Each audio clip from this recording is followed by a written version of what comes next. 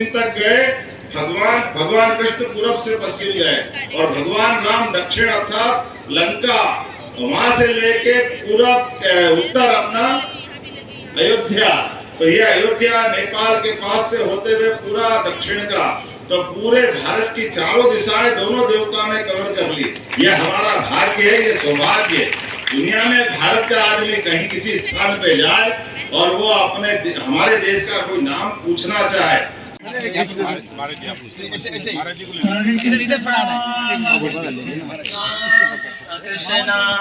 हरे हरे हरे राम राम राम हरे हरे।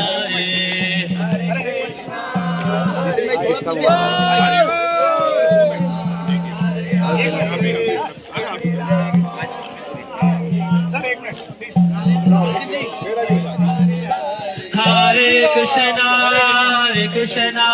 कृष्णा कृष्ण। हम सबका सौभाग्य है राम और कृष्ण की धरती, और ये विशेष समय चल रहा है।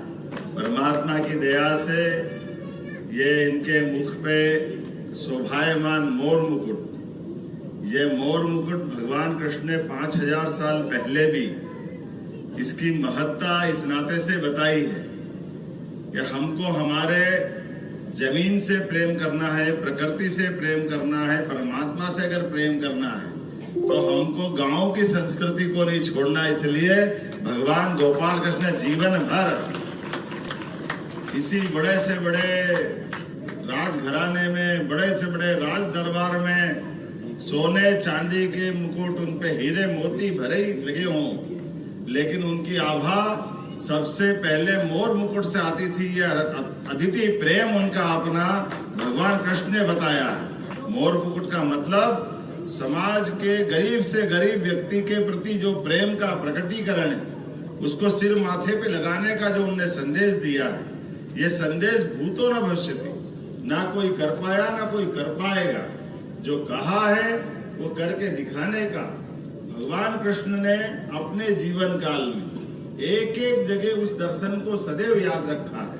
हम सब जानते हैं, हम सब जिस दुनिया के झंझावातों में से लगे हुए हैं, उसमें एक झंझावात ये भी है कि स्कूल कॉलेज सहित कई सारे हमारे बचपन के मित्र मिलते हैं, लेकिन काल के प्रवाह में धीरे धीरे करके हम अपनी दुनिया में खोते जाते हैं, उनको भूलते जाते हैं। लेकिन भगवान कृष्ण ने सुदामा से मित्रता रखते हुए, वो भी तब जब वो द्वारकाधीश हो गए, कौरव पांडवों का युद्ध हो गया, उनका कद दुनिया में जीते जी वो भगवान के रूप में प्रतिष्ठापित हो गए। लेकिन मित्रता का क्या महत्व है, ये भगवान कृष्ण ने उस समय बताया, और भगवान कृष्ण के साथ का ये प्रसंग भी उतना ही महत्व का है, जिसके माध्यम से उनने अपने मित्र सुदामा का न केवल अपने अश्रु से उसका अभिनंदन करते हुए अपने मकान में, अपने राजभवन में जगह दी, लेकिन सुदामा को अपने आगे हाथ नहीं फैलाने दिया। सुदामा 1 महीना, 2 महीना, 4 महीना, 6 महीना अपने पास रखते रहिए,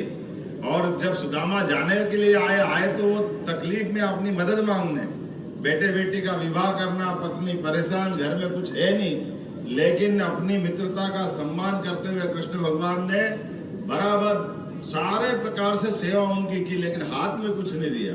और जब लौटने लगे तब भी वो उनके मुंह पे आने नहीं दिया कि वो कुछ देना चाहते। और ऐसे में जब सुदामा ने मन में सोचा कि कहाँ फंस गया, जैसा था वैसे ही था, अच्छा 4-6 महीने यहाँ अलग आदत बिगाड़ दी, कोई झूला झुला रहा, कोई क्या करा रहा, कोई क्या करा रहा, और बाद में जाते टाइम फिर घर में पत्नी दिख रही, फटे कपड़े, घर की बदहाल स्थिति, भूखे मरने की स्थिति। सोच रहा श्रीमती को मैं फेस कैसे करूंगा, कन्हैया ने कुछ दिया ही नहीं।